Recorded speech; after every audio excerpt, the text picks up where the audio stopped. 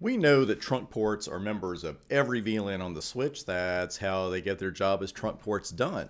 But on occasion, that universal VLAN membership results in unnecessary forwarding of traffic, which in turn results in extra work for our switches and also sucks up our bandwidth. We really hate that. And this is a situation where that exact thing would happen. Switch 1 has hosts and VLANs 20 and 30, so we know that both trunk ports that we see here, the connections to switch 2 and 3, are going to be members of those VLANs, and they're going to forward traffic out for those VLANs. The thing is, switch 2 has no hosts in VLAN 30, switch 3 has no hosts in VLAN 20. So there's no reason for switch 1 to forward VLAN 30 traffic over to switch 2. There's also no reason for switch 1 to forward VLAN 20 traffic over to switch 3. But by default, that's exactly what's going to happen.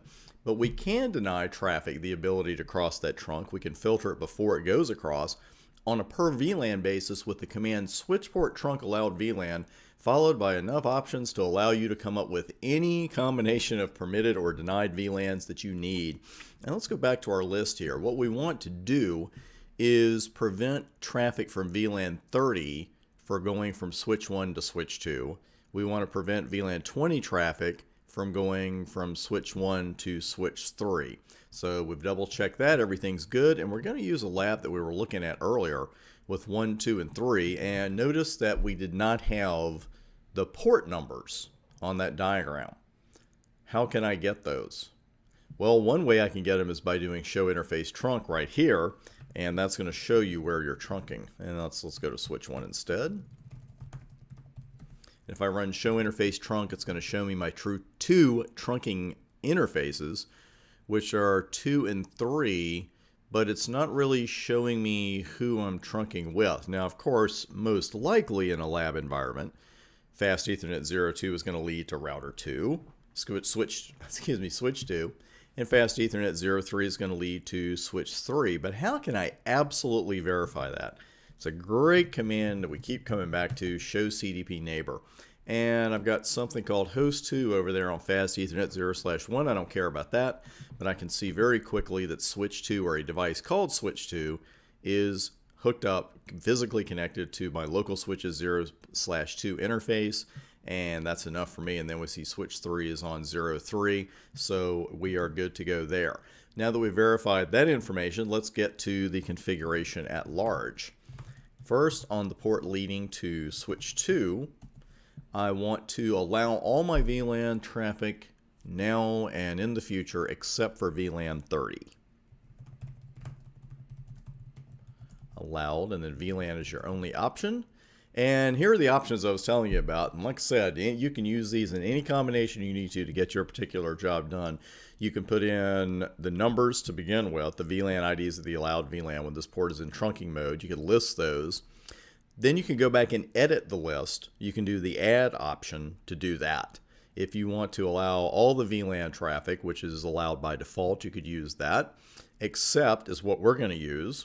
No or none is rather dramatic, or you could also do remove VLANs from the current list. So once you create this list of allowed VLANs, you can also edit it with add and remove. We are going to do accept right now, and then you just put the VLAN IDs of disallowed VLANs when this port is in trunking mode. And I don't think you're going to get anything after that, any kind of confirmation. So we'll go down to 03 and do a switch port trunk allowed VLAN accept 20. Now we need to verify this, and we're going to do that with show interface trunk. And there you go, and you'll see the second, third, and fourth fields have changed.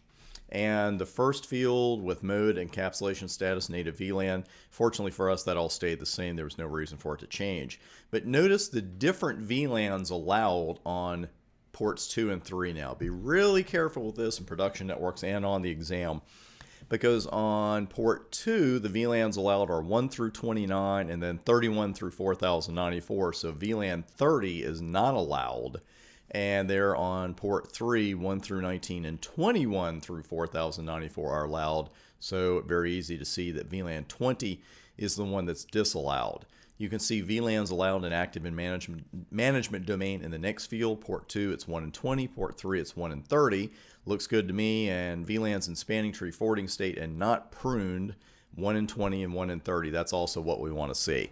So that all looks good. Now, this is a great way to cut down on unnecessary traffic because we've already filtered some traffic that was going out, didn't need to go out. When it got there, it was going to be dropped anyway. But you've got to watch the big picture with this kind of thing too, because if this is all of your network, then what we just did is fine. If in the future, though, say a couple of other switches get added, then you might need to go back and edit your work a little bit. And here, switches 4 and 5, we're just going to say they just came online. Because if they had been there in the first place, we wouldn't have done the filtering. Because, yeah, it's true that switch 2 doesn't need VLAN 30 traffic, but switch 4 does. And the only way for it to get from switch 1 to switch 4 with this topology is through switch 2. So we would not have done any of this disallowing. The same goes on the bottom here. Switch 5 needs traffic for VLAN 20. Switch 3 doesn't, but the only way for it to get from 1 to 5 is through 3. So here we wouldn't have done any filtering, but let's say that 4 and 5 just came online and now we say, hey, we got to go back and take off that editing, that filtering we did a while back. And that's just what we'll do here. We can actually use the interface range command here because we're going to put the same command on each interface. Not a huge range, but it keeps you in practice. And what we're going to do here is use my up arrow, then I'll just go back and look at my choices again. Of course, I want all. And there are no options after that. And we're done. So let's get our config and then our show interface trunk. And you can see we've gone right back to where we were at the beginning. The VLANs allowed 1 through 4094. The VLANs allowed and active in management domain 120 and 30 on each particular port. So we are in good shape there. We're going to stop here for a moment and then do a little more VLAN work before we move on to management and security. That's coming up next.